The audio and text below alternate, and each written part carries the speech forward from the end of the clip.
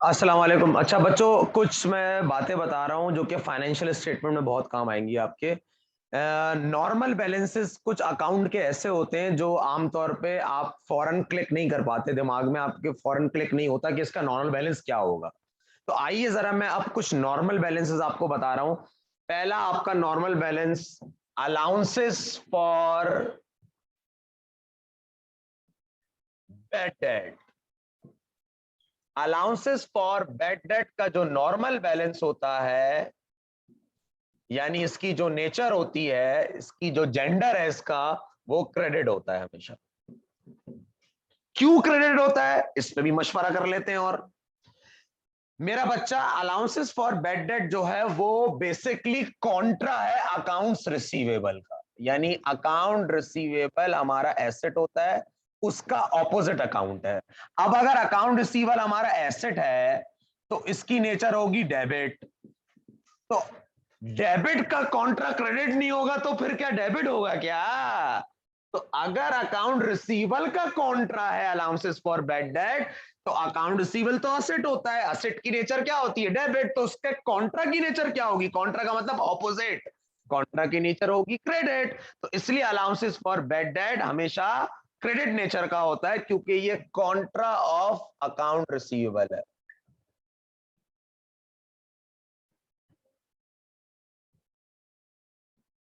ये बात हो गई खत्म। अब आ जाओ अलाउंसेस फॉर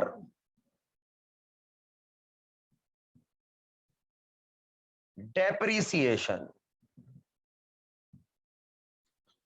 इसकी नेचर भी होती है क्रेडिट। अब क्यों होती है भाई, थोड़े मशवरे कर लेते हैं आपसे।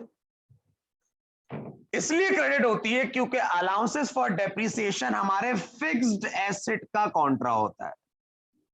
अच्छा, फिक्स एसेट में बिल्डिंग, इक्विपमेंट, मशीनरी, फर्नीचर, जो कॉमन नाम है वो आते हैं।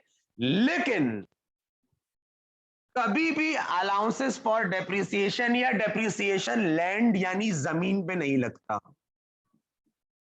तो मैं यहां लिख देता हूं एक्सेप्ट लैंड। ये मैंने पहले ही बताई थी बात, एक्सेप्ट लैंड। जमीन के अलावा जो फिक्स असेट है उस पर डेप्रिसिएशन लगेगा। अब फिक्स असेट की भी नेचर क्या होती है मेरा बच्चा? डेबिट। तो उसके कॉन्ट्रा की नेचर क्या होगी? क्रेडिट। इसलिए इसकी नेचर भी क्रेडिट होती है। डेप्रिसिएशन का ताल्लुक फिक्स असेट से होता है सिवाय जमीन के। अलाउंसेस और बैड डेट का ताल्लुक अकाउंट रिसीवेबल से होता है, और अकाउंट रिसीवेबल हमारा करंट एसेट है। क्लियर है मेरा बच्चा? ये दुश्मन है इसका और ये दुश्मन है इसका। अकाउंट रिसीवेबल से माइनस होता है bed, allowances for bed date minus होता है अकाउंट रिसीवेबल से, और अलाउंसेस फॉर डेप्रिसिएशन माइनस होता है आपके फिक्स एसेट से। ये हो गई बात, ये हो गई बात, ये वाली बात हो गई। अब मैं एक और बात बता रहा हूं, इसको कॉपी भी करना चाहो कॉपी कर लेना। अब एक और बात सुन लो।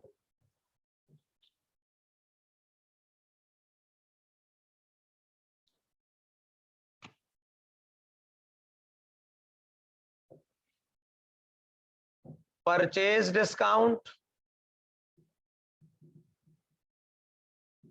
और परचेज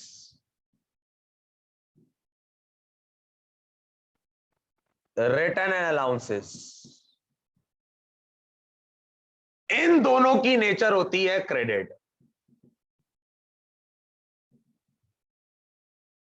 क्यों होती है क्रेडिट?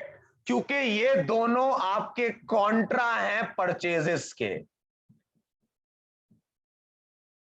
सर परचेजेस क्या होता है? परचेजेस हमारा एक्सपेंस होता है, और एक्सपेंस की नेचर होती है डेबिट। अगर ये दोनों अगर ये दोनों परचेजेस के कॉन्ट्रा हैं, तो जाहिर सी बात है इसके ऑपोजिट नेचर होगी क्रेडिट वाली। परचेज डिस्काउंट और परचेज रिटर्न अलाउंसेस हमेशा क्रेडिट नेचर होती है इसकी, और एंट्री में भी हमेशा क्रेडिट में आते हैं। ये कॉन्ट्रा है परचेजेस के। परचेज एक्सपेंस, एक्सपेंस की डेबिट नेचर होती, तो उसके कॉन्ट्रा की कभी भी सेम नहीं हो सकती, ऑपोजिट नेचर है, इसलिए इसको हम क्रेडिट रिकॉर्ड करते हैं। क्लियर है यहां तक बात? अब आ जाओ सेल रिटर्न, सेल डिस्काउंट और सेल रिटर्न।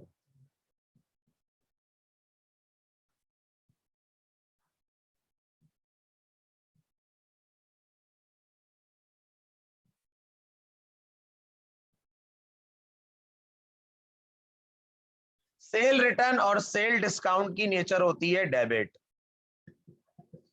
क्योंकि ये दोनों कॉन्ट्रा होते हैं आपके सेल्स के। अब समझा देता हूं क्यों डेबिट होती है कॉन्ट्रा इसके नेचर, क्योंकि सेल्स हमारी होती है रेवेन्यू और रेवेन्यू की नेचर होती है क्रेडिट। तो अगर रेवेन्यू की नेचर क्रेडिट होती है और ये दोनों इसके कॉन्ट्रा हैं, ऑपोजिट है, तो उस क्रेडिट का ऑपोजिट हमेशा डेबिट होता है। अगर sale return sale discount contra of sales है तो इन दोनों की नेचर डेबिट होगी, क्योंकि रेवेन्यू की नेचर क्रेडिट होती है और क्रेडिट का ऑपोजिट क्या होता है, डेबिट। तीसरी कोई चीज नहीं होती, डेबिट का उल्टा क्रेडिट, क्रेडिट का उल्टा डेबिट। क्लियर है यहां तक बात? तो ये कुछ नॉर्मल बैलेंसेस मैंने आपको बताया था कि आप अपने दिमाग में रखें, वैसे पढ़ा चुका हूं मैं, लेकिन फिर भी आपके दिमाग में बैठ जाए ये बात। अच्छा, ड्राइंग जो होता है वो कैपिटल का कॉन्ट्रा होता है। ड्राइंग जो है वो कॉन्ट्रा होता है कैपिटल का, क्योंकि ड्राइंग आपके कैपिटल को यानी ओनर इक्विटी को कम करता है। अब ओनर इक्विटी की नेचर होती है क्रेडिट, तो ड्राइंग की नेचर क्या होगी, डेबिट। जब भी आपने जिंदगी भर अकाउंटिंग के अंदर जब भी एंट्री बनाई है आपने ड्राइंग को डेबिट किया है, क्योंकि ड्राइंग ओनर इक्विटी को कम करती है, कॉन्ट्रा अकाउंट है, कम करने वाला अकाउंट है। कॉन्ट्रा मतलब ऑपोजिट, कम करता है वैल्यू को। ड्राइंग कम करता है कैपिटल को, capital owner equity credit nature है, तो उसके कॉन्ट्रा की नेचर क्या होगी, डेबिट। क्लियर है मेरा बच्चा? ये चीजें याद रखना, वरना ट्रायल बैलेंस में तुम और एडजस्टिंग से देख के जो डेबिट क्रेडिट करते हो ना, क्रेडिट क्रेडिट जमा, debit credit minus, credit credit जमा, डेबिट क्रेडिट डेबिट माइनस, वो तुम नहीं कर पाओगे, क्योंकि मैंने तुम्हें ये सारी ये चीजें नॉर्मल बैलेंस के मुताबिक बताई थी। जिसकी नेचर एंट्री में डेबिट में होती है, अगर एडजस्टिंग एंट्री में वो, जिसकी नेचर डेबिट होती है अगर एडजस्टिंग एंट्री में वो डेबिट में आ रहा है तो प्लस, जिसकी नेचर जो है वो क्रेडिट होती है और अगर एडजस्टिंग एंट्री में वो क्रेडिट में आ रहा है तो प्लस, लेकिन अगर ऑपोजिट नेचर है तो माइनस। क्लियर है?